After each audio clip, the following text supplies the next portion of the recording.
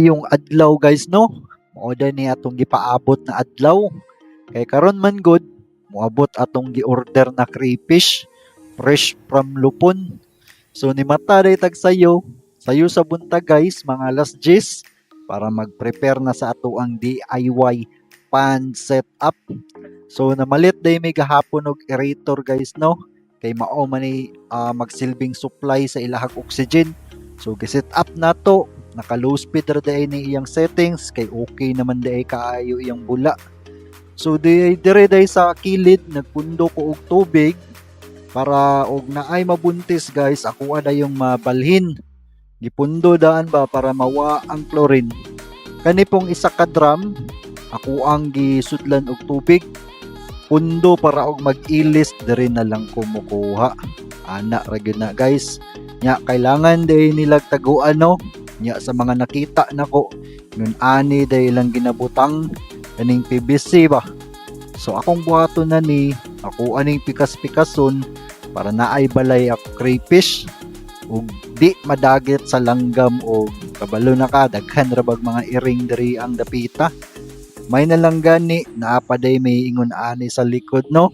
Ilabay na ra ba unta ni, napuslan pa. So guys, karon atuan ang gisugdan og gabas no. Kay aron maapod-apod na to ni sa atong unom ka crayfish. Nya kay hugaw pa man gyud ni.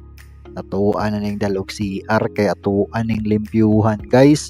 O kaniday nga tubig na nay sakol gamay ng asin para pangpadindot sa quality sa tubig ba. So mao na ni guys no, atuan na din ning ihapon. 1, 2, 3, 4, 5, 6, 7, 8, 9, 10. Pulo gud ni guys no para sa tuang unom ka crayfish. So mao na din ni guys no, namalit mi og isda. Namalit may isda dool ra pud sa mua. Kay ingon sila mao daw ni magbantay sa atuang crayfish. Dili bitaw guys ay mao ni sila magbantay sa atuang fish pond kay possible mangud puy-an kini og tawag ani kaning mga lamok og kiti-kiti ba. So mao ni sila mukaon. So atuan na ni silang ibutang sa dire kay para makondisyon saka na to buhian. So mao na ni guys, after 30 minutes okay na siguro ni. Mao na ni guys, atuan na silang gibuhian. Nahinayan na to buhi no kay para chill ra kay sila ba. So lipay day gikuha ni guys kay pagtan-aw no sa fish pond ba. Mao ni yung nakita gyud diri oh. Naa lagi kinabuhi. Nagibutang na pud gyud na mo ang mga tubo nga gipikas-pikas na ko aganiha kay para wala lang para preparation ba kay excited na kay mulakaw. So bao na ni guys no, gibiyahe na dayon na mo guys kay excited na lagi kaayo may sa mong bagong crayfish. So sabayan mi ninyo guys, mao ni mong biyahe karon.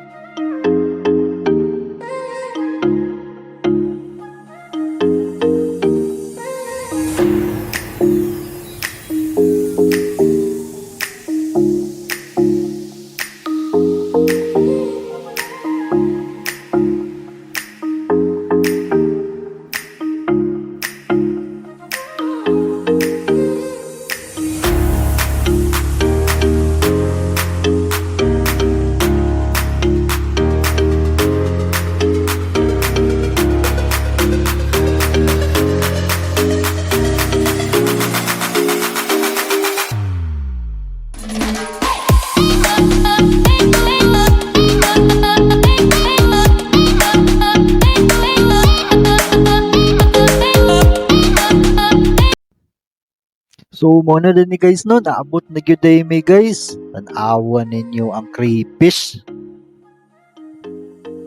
Tara.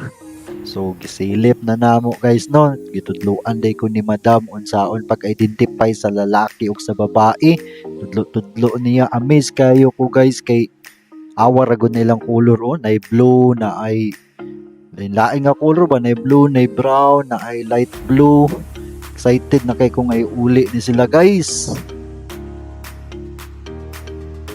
So nakauli ra gyud mi guys no. Ug mao na ni sila karon, amuan ni sila giplastar sa sama sa gibuhat na to ganiha, ipakondisyon sa para di sila mabaguhan sa bagong environment sa tubig.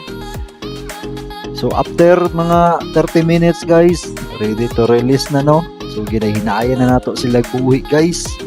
Naawa sila karon.